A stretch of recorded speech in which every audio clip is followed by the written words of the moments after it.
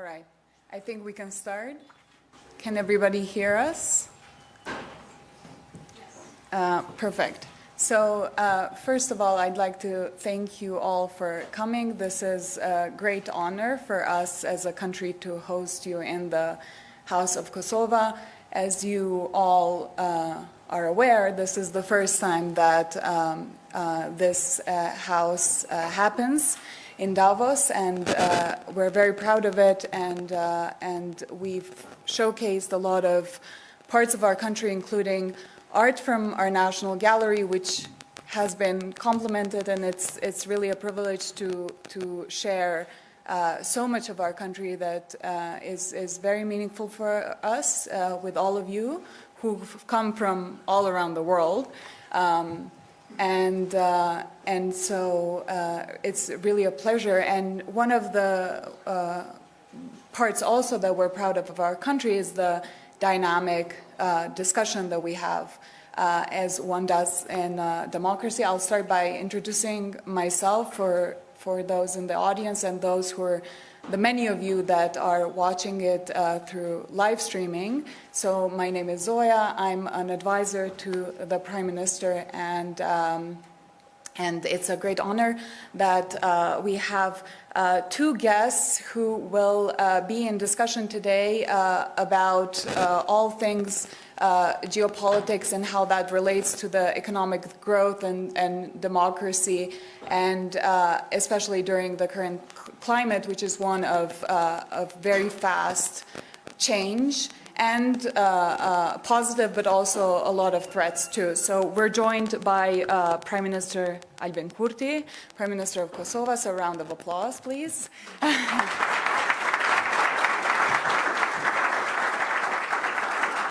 And we also have the honor to be joined by Professor Dr. Ricardo Hausmann, who is a founding director of the Harvard Growth Lab and is a professor at the Harvard Kennedy School of Government. So a round of applause.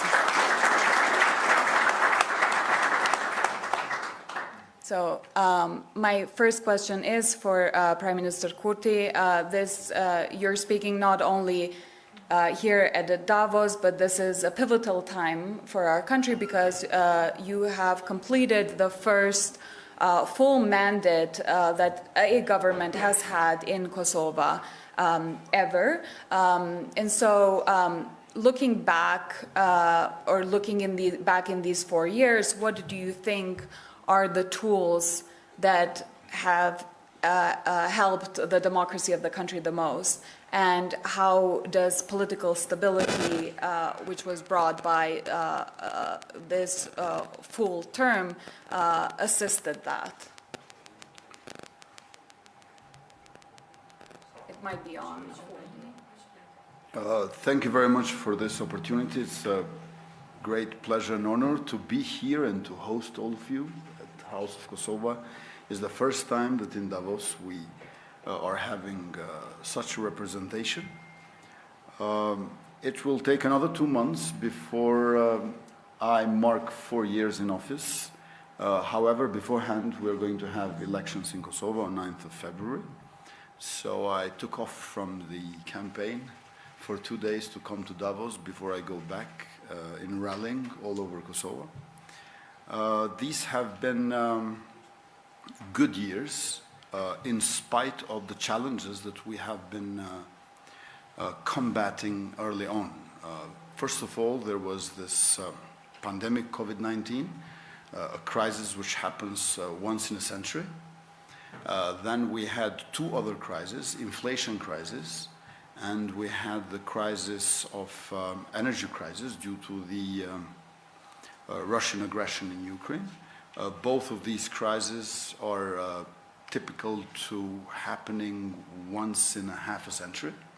So there was this triple crisis that we were facing, and we managed to come out victorious.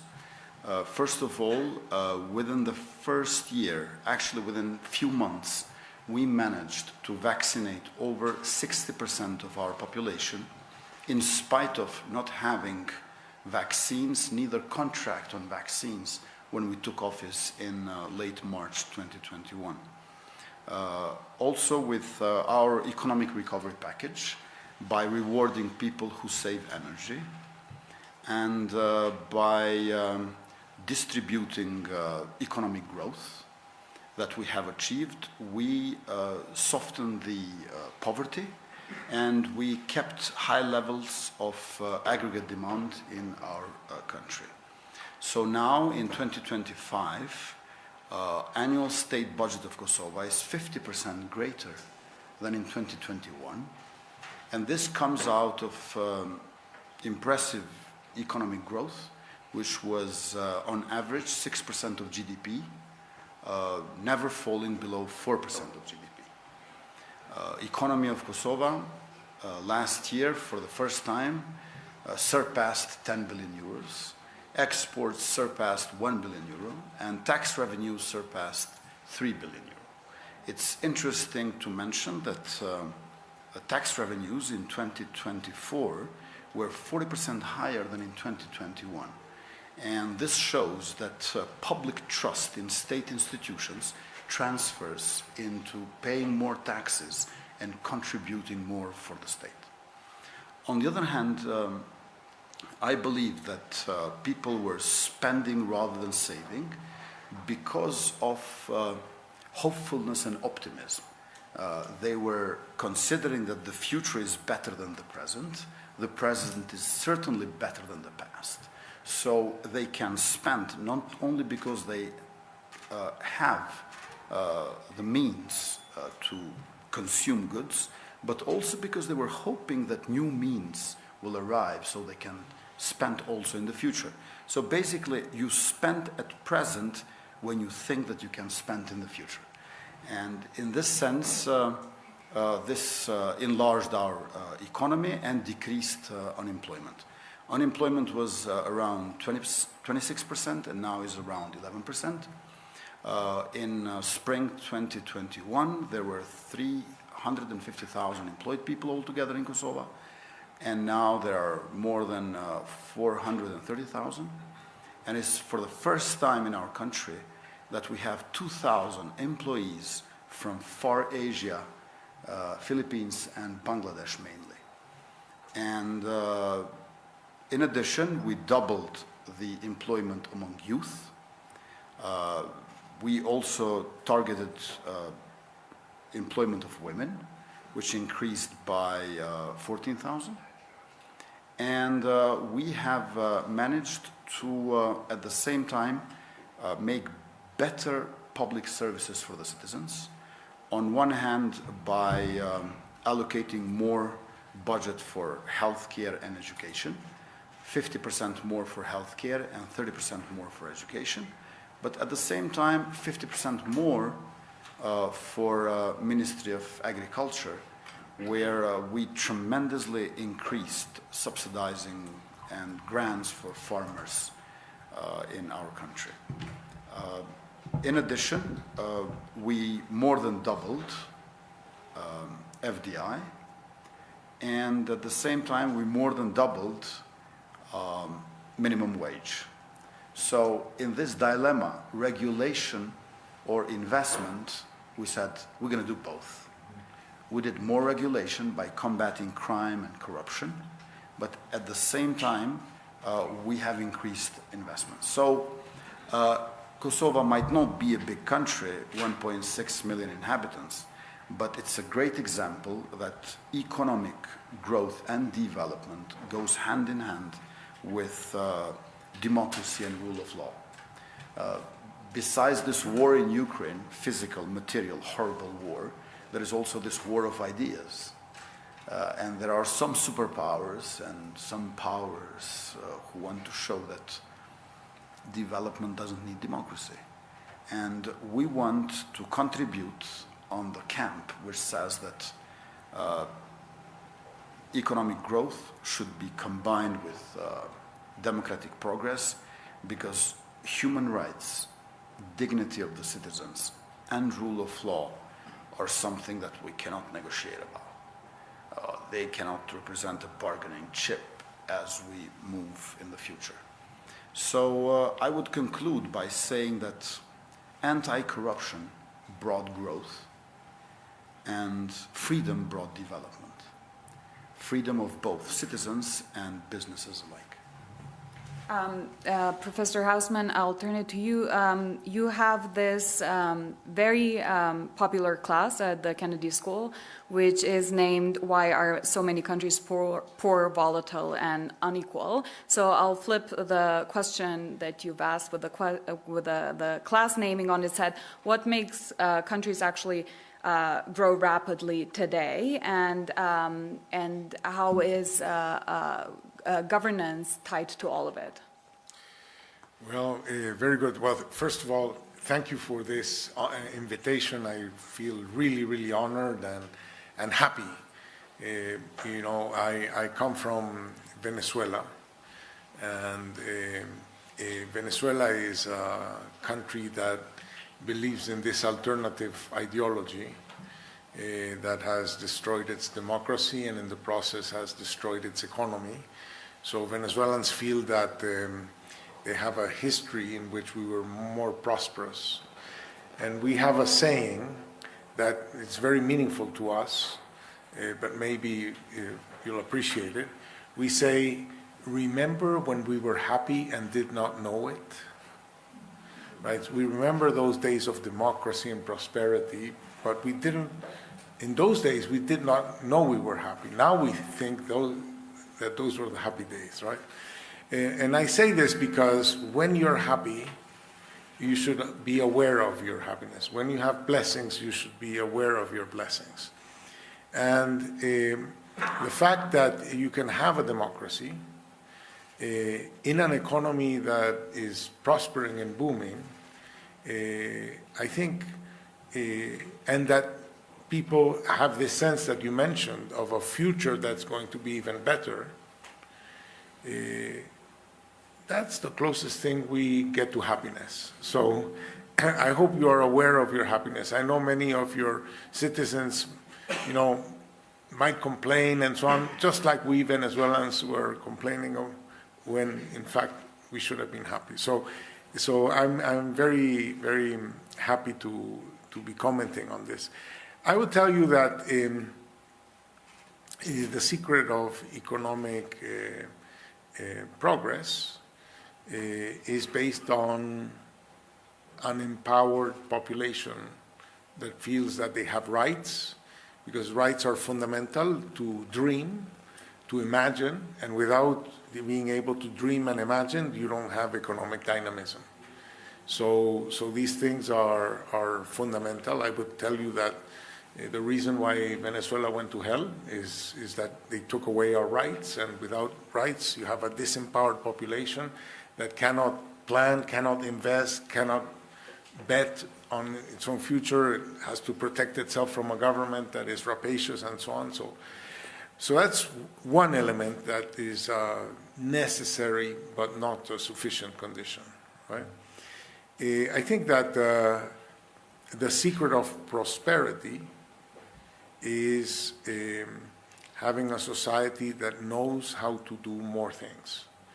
Poor society knows how to do few things, and as it grows, it learns how to do more things and more complicated things. So the society, as it grows, it diversifies and it gets into more complex, more knowledge-intensive activities, and that's sort of like what drives growth. And so when I look at a country, I ask myself, what do they do in order to know what do they know how to do? Because in order to do something, you have to know how to do it. And if you're going to expand what you do, you know, where is the knowledge going to come from? So that's always a very important question. Where does the knowledge, how does knowledge grow? If, you know, if suppose your country doesn't make watches, like Switzerland makes watches, well, how would you start making watches? Well, to make watches, you need watchmakers. But how do you become a watchmaker in a country that doesn't make watches? And if nobody becomes a watchmaker, how can you make watches, right? So you have this chicken and egg problem. And one interesting solution to the chicken and egg problem is that, well, you bring a watchmaker from somewhere else, right? And then they start making watches, and then other Kosovars learn how to make watches. And So in a study I did on Albania, we asked ourselves the question, where do new businesses come from? And so we interviewed like 32 companies and so on. And what we found is that all of those businesses were started by Albanians who had spent time abroad. And by spending time abroad, you get exposed to other businesses, you get exposed to other business ideas, to other possibilities. You're abroad, you know your country, you know other countries, so you can arbitrage the difference. So it's a huge blessing for a country to have a diaspora. The diaspora has the potential to become an amazing source of dynamism, of business ideas, of capital, of opportunity. So I saw in the numbers that FDI was very high in Kosovo, but that a lot of that FDI was coming from Switzerland. And, you can guess why Switzerland. Well, some people say that I was told that Kosovo is the 27th canton of Switzerland and half the football team. So I think that's a very important source of dynamism. That I found that in Albania. Albania has an even more complicated history than Kosovo because Albania had Enver Hoxha that disconnected the country from the whole world for 50 years. So there's no entrepreneurship. Everything was state-owned, etc. So it was very important to mobilize that talent that was being accumulated in the diaspora to mobilize possibilities of growth in the country. So I think, going back to your question, know-how is a super important driver of growth.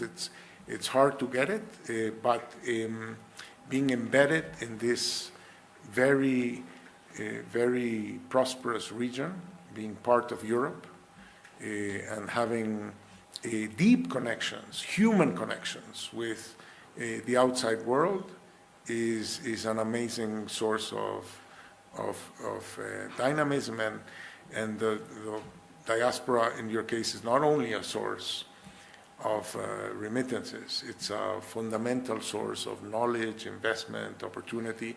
And so in most of the countries I go to, they cannot brag about your rates of growth. So, and even in Europe, I'm working in Spain, in Andalusia, they think they're doing well because now they're growing at 1.5, and they're the poorest region in Spain, but they're not catching up the way you're catching up. So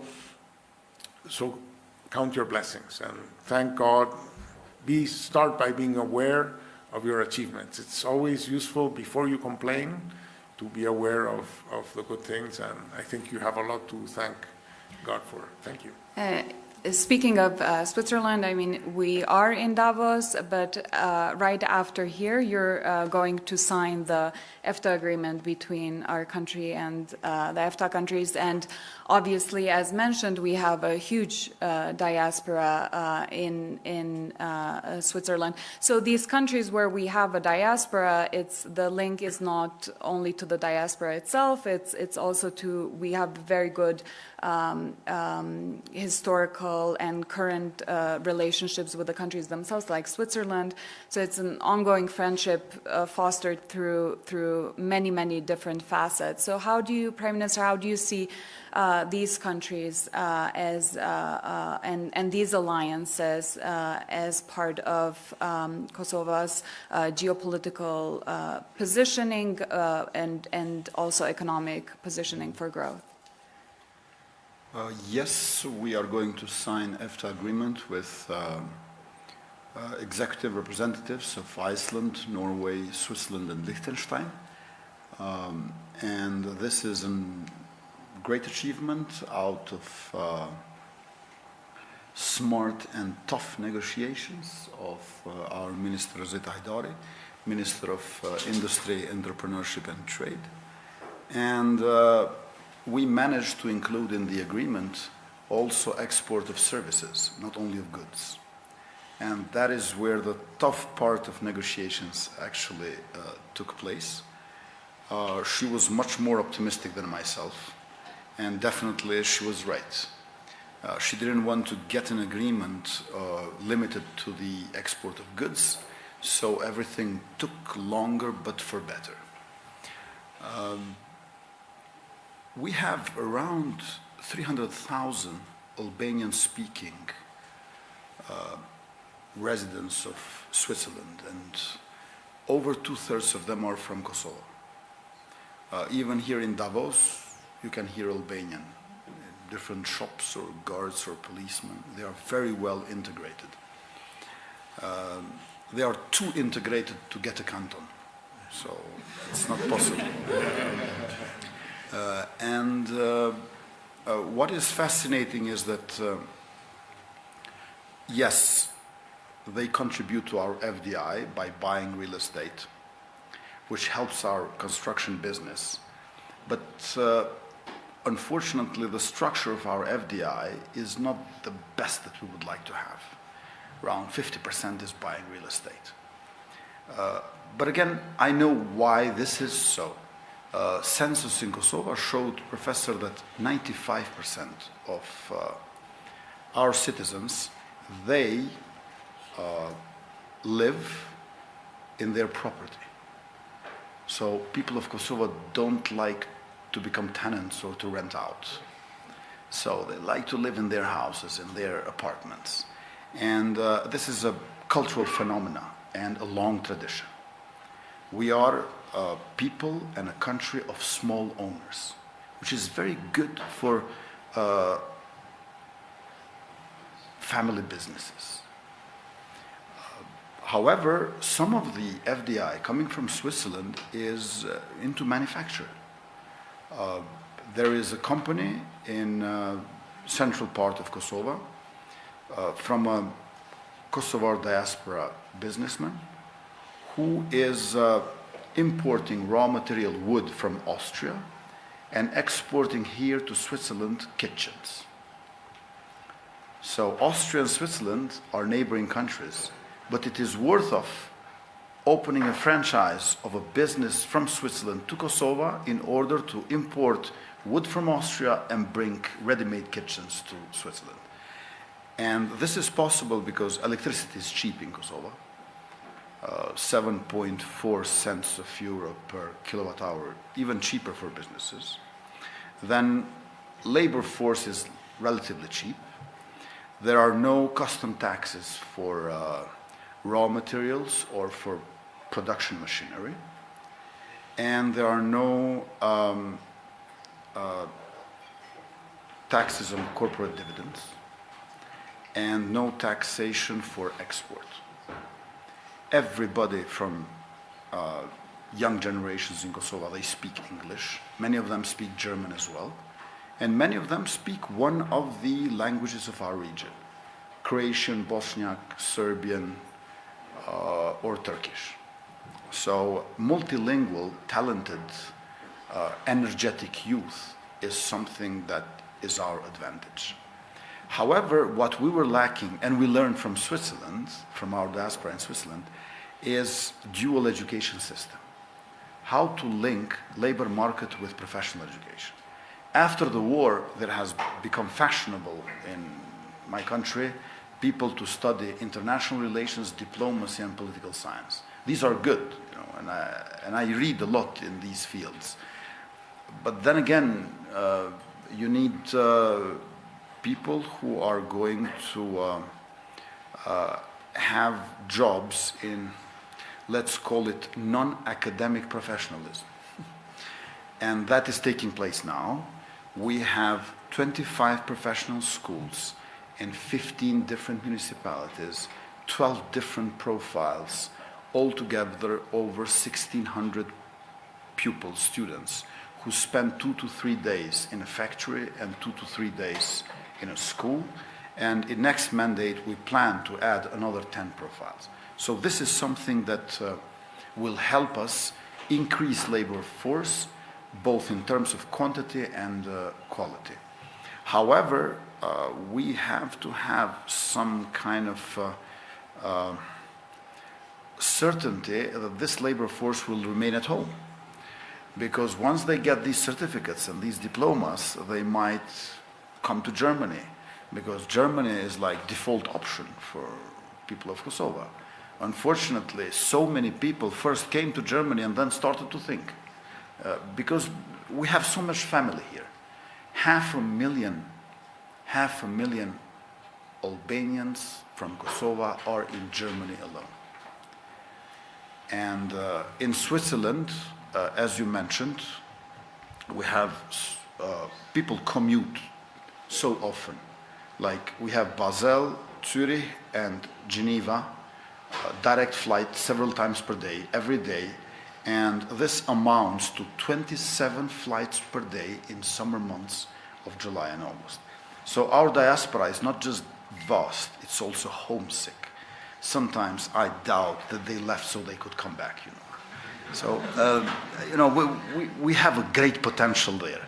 And our Ministry of Foreign Affairs and Diaspora, and especially our Deputy Foreign Minister Lisa Goshi, I don't know any other person who knows diaspora better than her.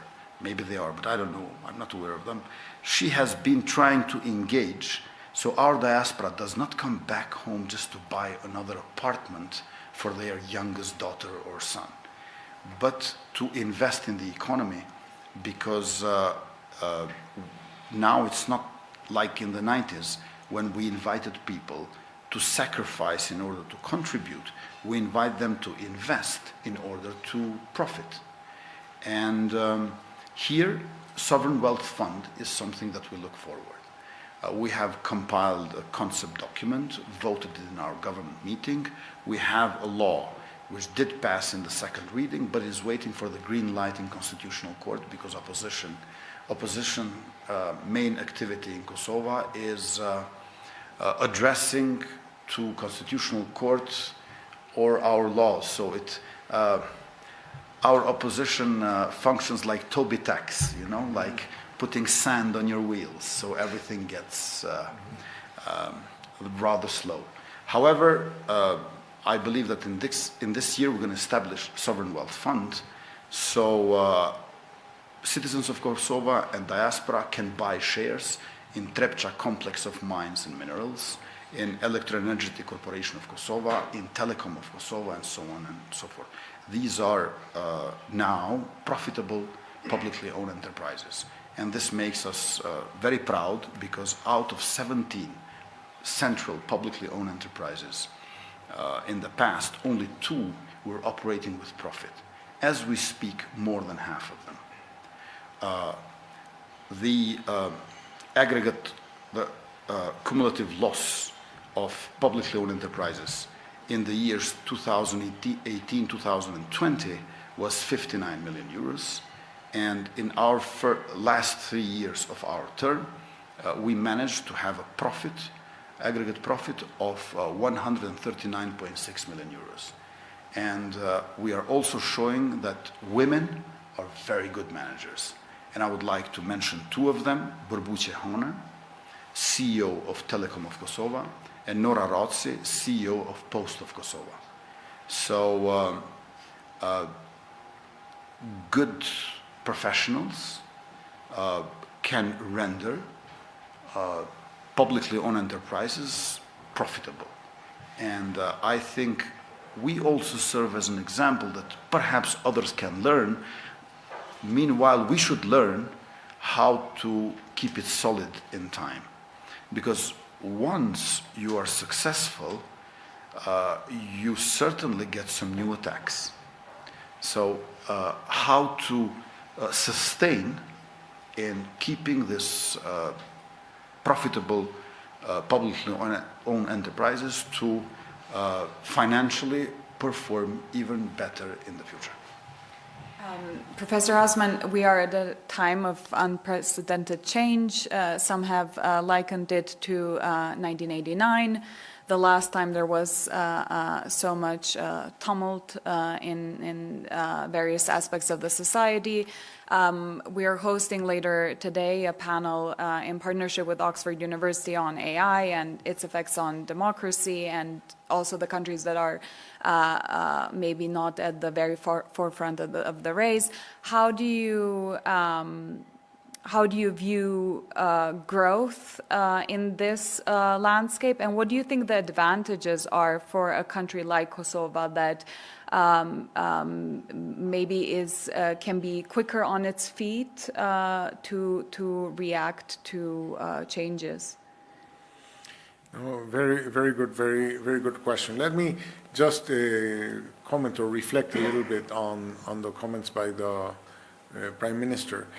I like to measure foreign direct investment not in euros or dollars, but in terms of knowledge flows, right? Because it's what are the businesses that are happening that could not have happened had the knowledge or the business connection not be related to the diaspora or to the diaspora experience, to returnees that learned something in the diaspora and came back home to do it, or saw the business opportunity because they know Kosovo, they know another country, they can arbitrage the difference. For example, when I go to Tirana, to me it's like one of the gastronomic capital. It's fantastic food. And you talk to these business owners, how come you got this restaurant? Oh, I was working in Italy, I was working in Belgium, I was working, etc. They learned gastronomy, etc. They passed it through Albanian eyes, Albanian taste, etc., and produced something very unique, etc. And you mentioned services. Business services, export of business services that's the fastest growing segment of international trade. I saw it in your statistics. It's already important. Business process outsourcing, more knowledge-intensive business process outsourcing. Typically, you need somebody on the other side and somebody on this side. The other side might find the contract, the client, and this side might know who to hire, how to train them to produce the service. So all of these things are very much related to a deep integration to Europe. So my prediction would be that in due course, you will converge to the European average because you're in Europe and you're socially integrated to Europe. You're integrated from a knowledge point of view in Europe. Now, we're facing complicated times.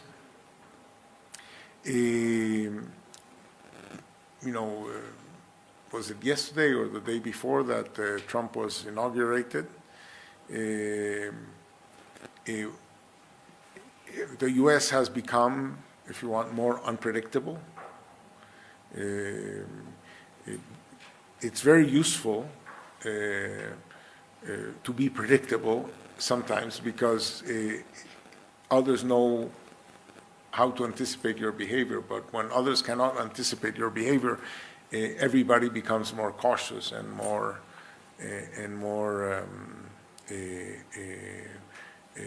guarded. I think there's a clear possibility that the solution that Trump may want for Ukraine may not be to the liking of Europe, and Europe should not accept it. But that means essentially that Europe will have to develop deterrence, autonomous defense capabilities. So I cannot imagine, I think there's a very significant possibility that the direction of Europe is that it will become a military superpower. It has the economy to become a military superpower. It has the ambition or the potential technology to become a military superpower. I find it hard to integrate Ukraine to the European Union without security guarantees on Ukraine. And if the United States does not want to provide security guarantees, well, Europe will have to provide security guarantees, but it will have to have the wherewithal to do it. So I think that's part of the potential changes in the geopolitics of this place. And so I think, strengthening your European identity is going to be part of the equation. I know Albania. In Albania, all the parties are pro-Europe, so there's no Euroscepticism. All parties are pro-Europe, and if you ask an Albanian, tell me a definition of what's an Albanian, that may not be completely true, but it's aspirationally true. Albanians say, we Albanians are European. And it's not completely true in the sense they're not part of Europe in some sense, but they are in the middle of Europe. They're in the European world, and it's aspirationally so because Europe is prosperous, Europe is democratic, Europe is rule of law, etc. So I think that that's what I think a little bit what might be coming down the pipe in terms of changes to the sort of like the international architecture. I don't particularly support it. I think that a role where there's a broad coalition, international coalition based on values is safer for the world. It's better for the world, but I don't know that it's necessarily going to be the scenario we'll have to deal with. And in that scenario, I think that Europe will have to develop its autonomy. What do they call it in the EU? They call it strategic autonomy or something. That's the concept of President Macron. Yeah. So I think that's going to be a theme going forward.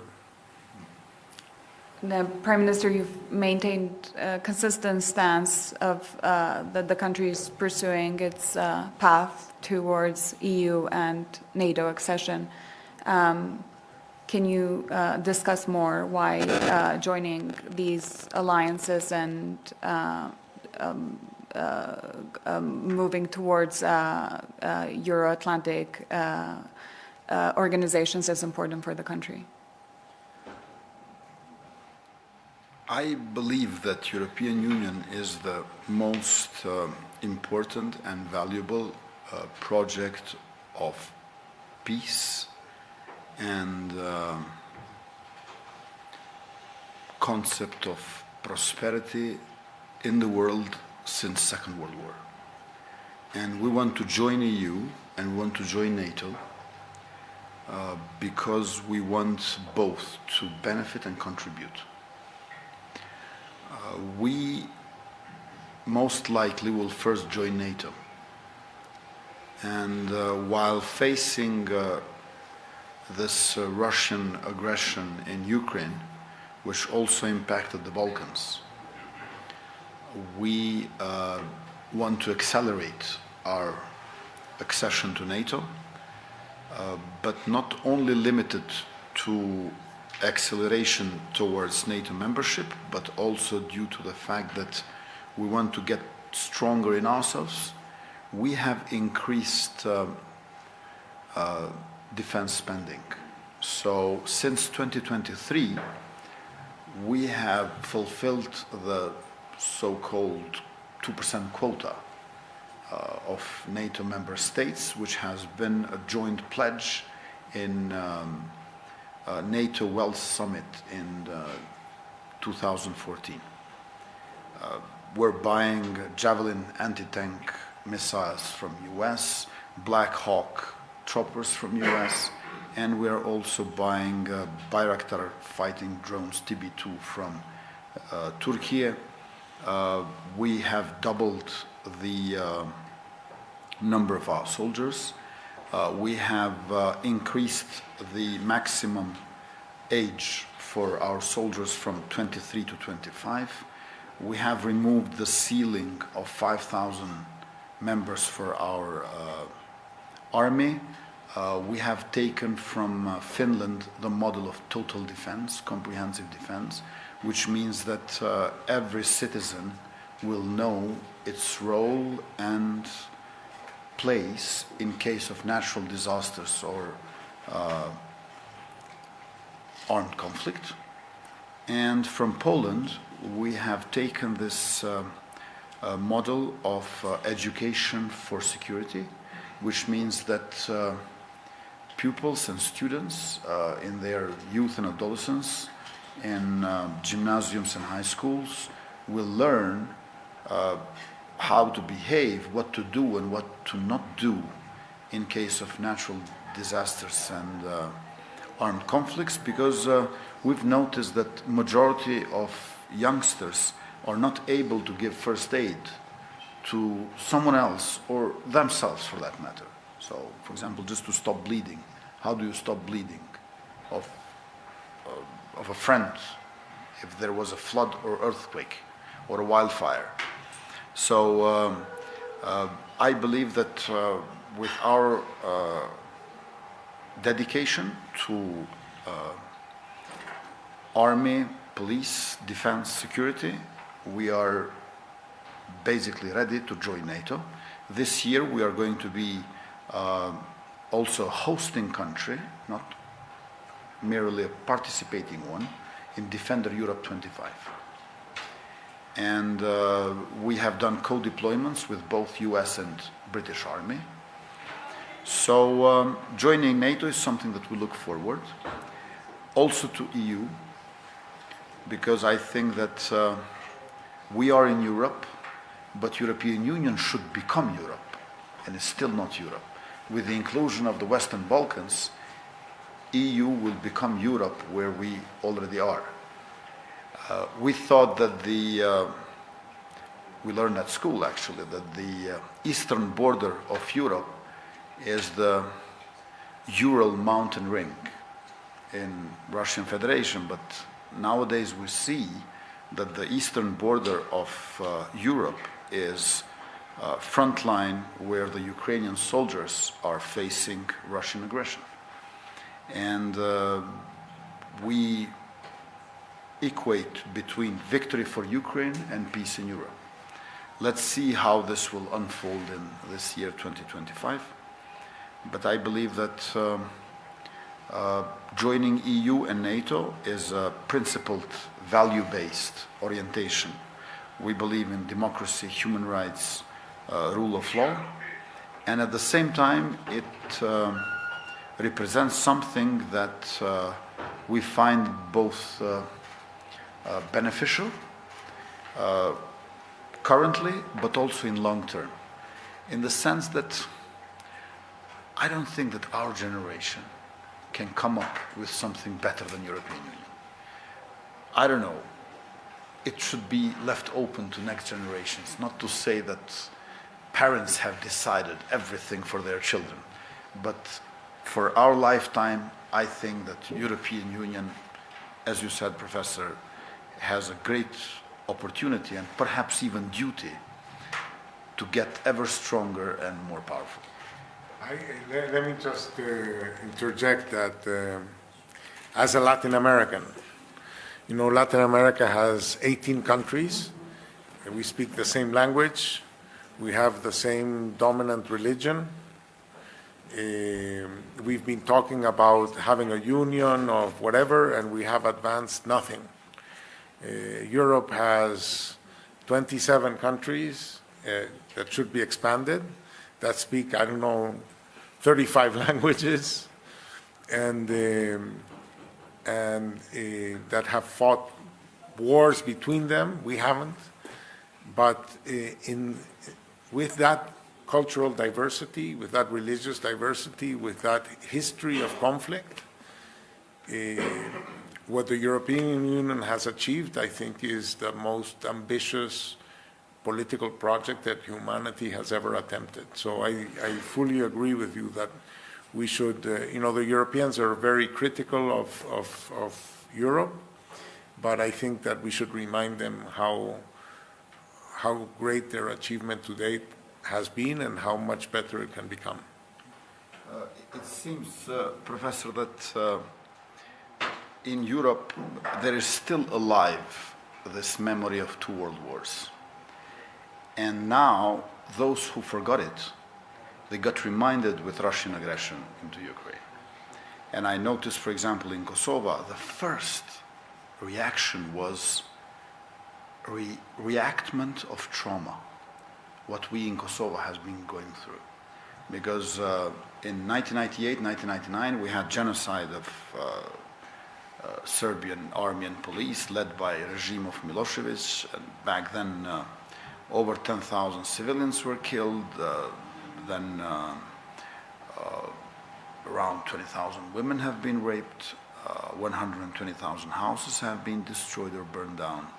And vast majority of people were expelled from their homes, and many of them from the country altogether. So when we saw Bucha massacre in Ukraine, there was this tense feeling among people of Kosovo that war can happen again. On the other hand, people to live and to move on in life, they have to forget a bit. It's sad, but there is no other way. If you keep reminding yourself of your sufferings, it's difficult to move forward into the future. So the Russian aggression in Ukraine, in a way, brought back what maybe people also were trying to forget, so they can live peacefully in the future. And I think that this is a factor of unifying people in Europe, this Russian aggression. And in addition to that, in addition to a common enemy, so to say, maybe in Latin America you are too similar to unite. You know, maybe you need a slightly a bit larger difference, so you can say we are so different, so we get together. I don't know, you know that much better than me. Just a hypothesis. I am being pressured to end the discussion because, as we mentioned, Prime Minister is going to sign or be at the signing of the very important agreement, and we all know the infamous Davos traffic. So we would like to be respectful to the Swiss hosts and be very much on time. So thank you both. A round of applause. Thank you very much.